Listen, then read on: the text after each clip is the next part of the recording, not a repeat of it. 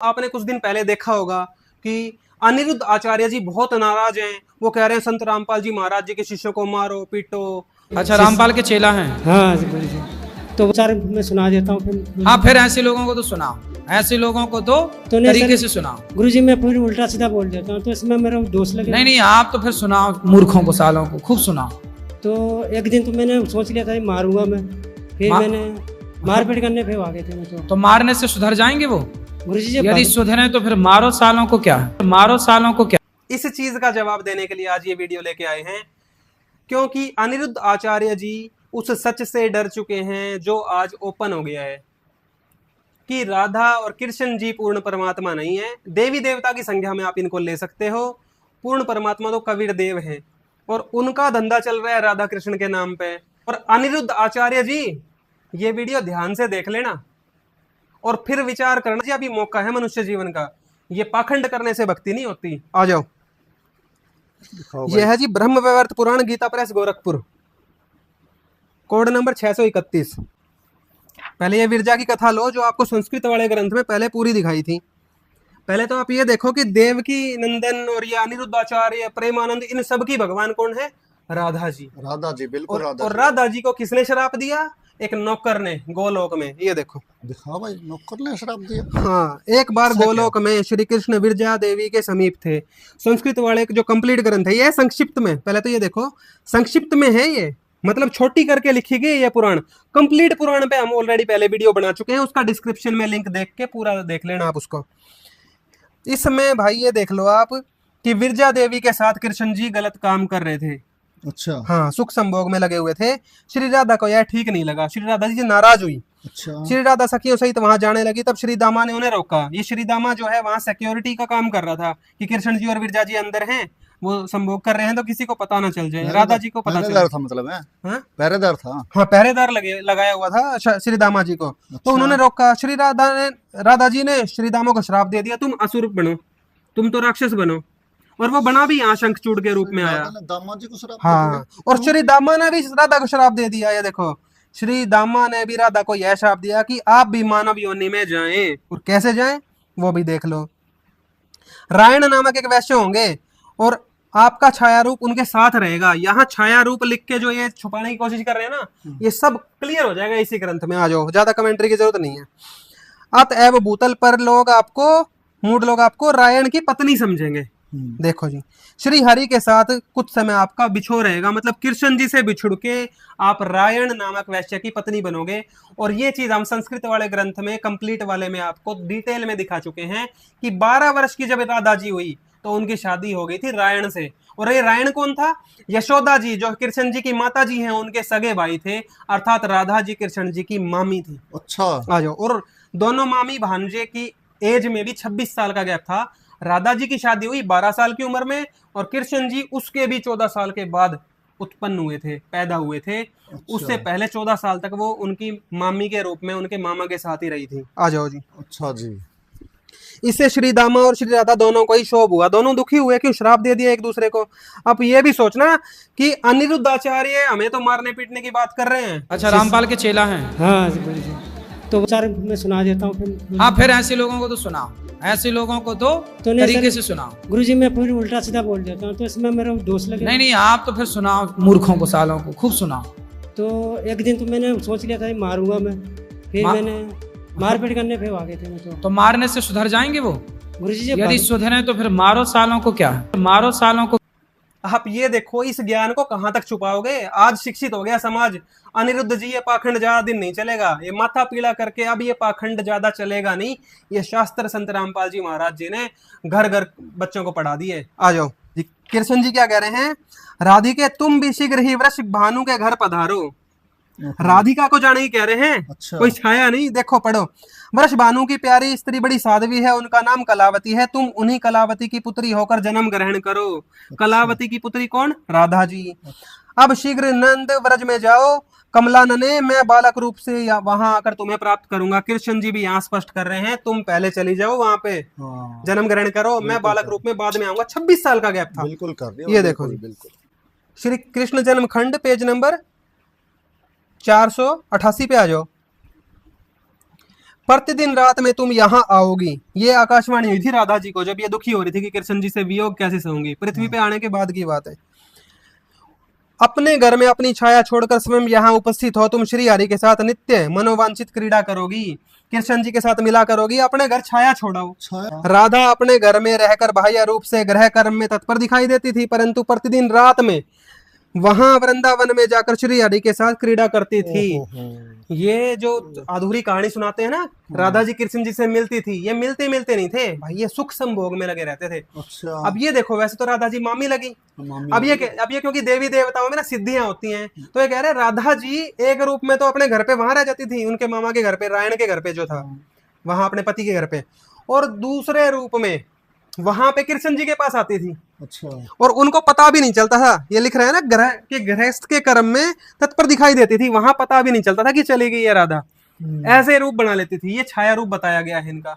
और रात में कृष्ण जी के पास आ जाती थी। ये कौन सा अच्छा रूप भाई क्या हुआ? अनिरुद्ध जी, ये बताओ, आपकी भगवान जिनको आप मानते हो राधा जी, हो सकता जो दिन में अपने पति के साथ रहे और रात में कहीं और चली जाती हैं, ये तो बहुत उनको ही- क्या कहते हैं समाज में, आप देख लो हैं। ना भाई, इस तरह आ से जाओ जी, बहुत ही- देखो मतलब ये तो इसमें अच्छी लिखी हुई है नजर जी ग्रंथ देखा में, जाता है इस तरह की ये भाई भगवानों के लक्षण है। ना भाई, ये देवी भगवान के देवताओं लक्षण में नहीं हो तो जी सकते। बहुत ज्यादा आपको ऐसे लक्षण मिलेंगे जो ग्रहण नहीं करने होते।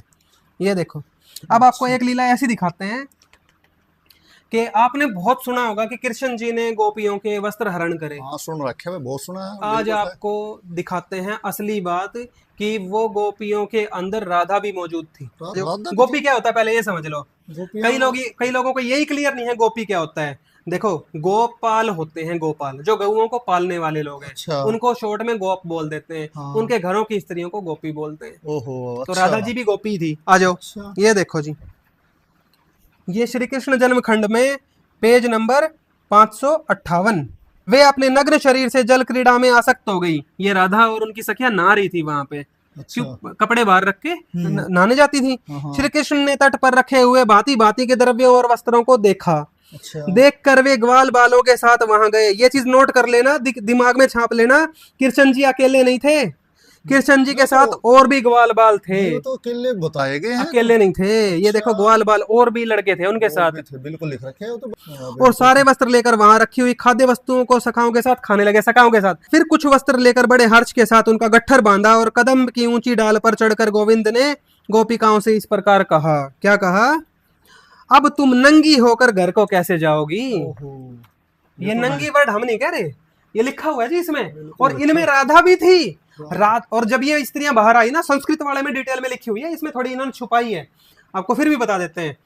जब ये बाहर आने की कोशिश करी ना, इन्होंने पहले तो मजबूर किया कि पहले तो नंगी ही बाहर आओ, बिना कपड़ों के बाहर आओ। ये तो सुनी थी मैं बहन को नंगे तो बुला वो रहा ना अपना ऐसे क्या कहते हैं, छुपाया हुआ था अपना गुप्तांगों को उन्होंने हाँ, अपने हाँ, हाथों से। हाँ, तो बिल्कुल। कृष्ण जी ने ये भी बोला कि गुप्तांगों को ऐसे नहीं, आप है ना हाथ भी ऊपर करो, हाँ तो हाथ ऊपर करो, बिल्कुल करा ये बात तो सुनी थी मैं हाथ और ऊपर तब बाहर आओ।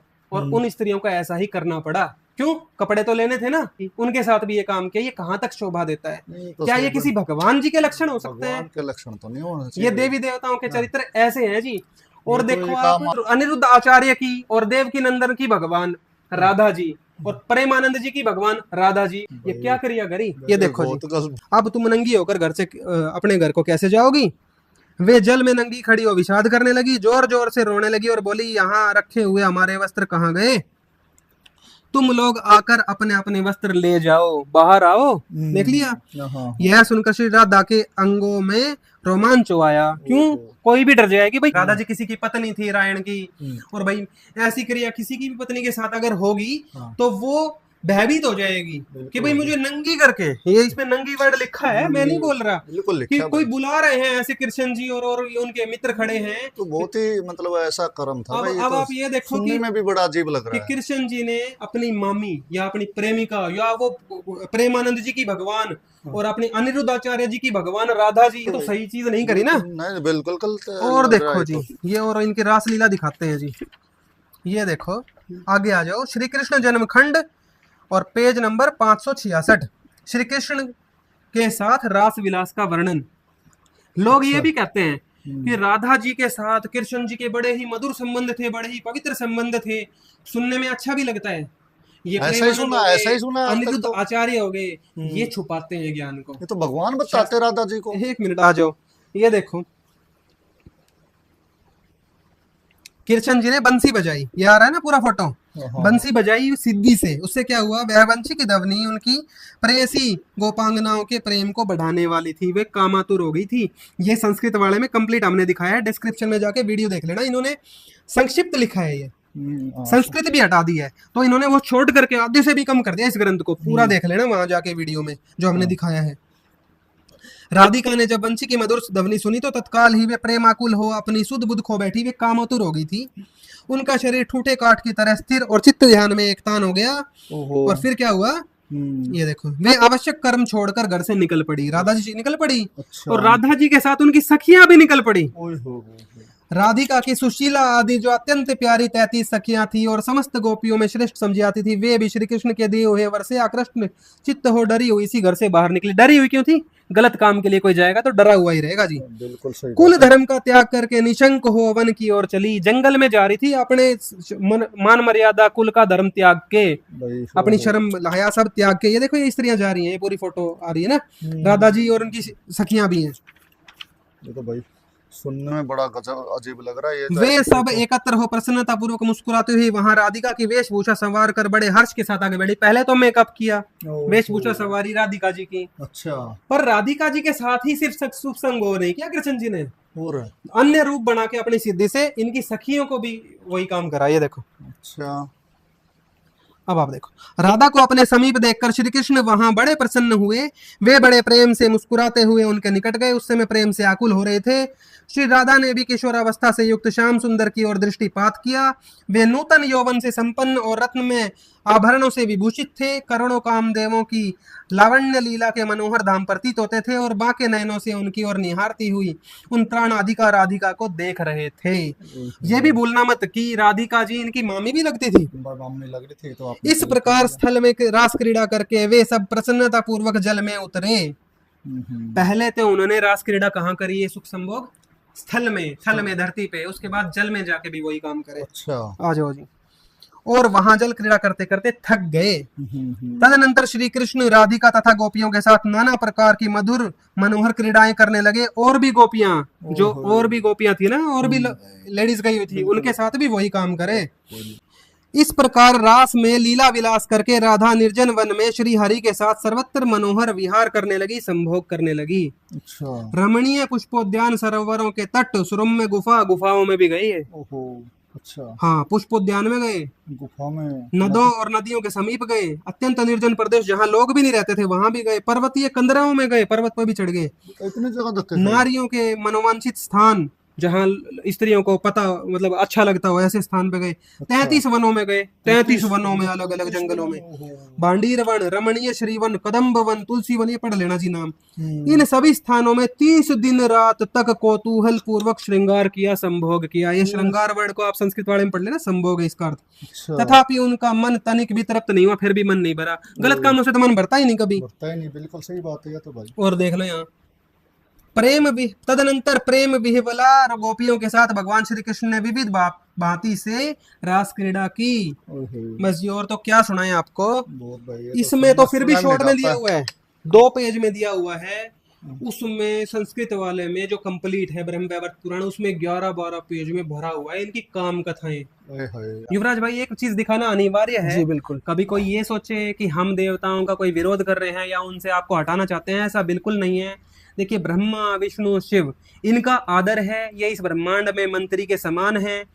हमारे गुरुजी हमें जो प्रथम मंत्र देते हैं पहले दिन और आखिरी दिन तक हमें इनके मंत्रों का जाप करना है। ये थोड़ा जूम करके दिखा दीजिएगा। संत रामपाल जी महाराज ऐप में आप जाके इस कार्ड को देखिएगा, ये मंत्र कार्ड होता है।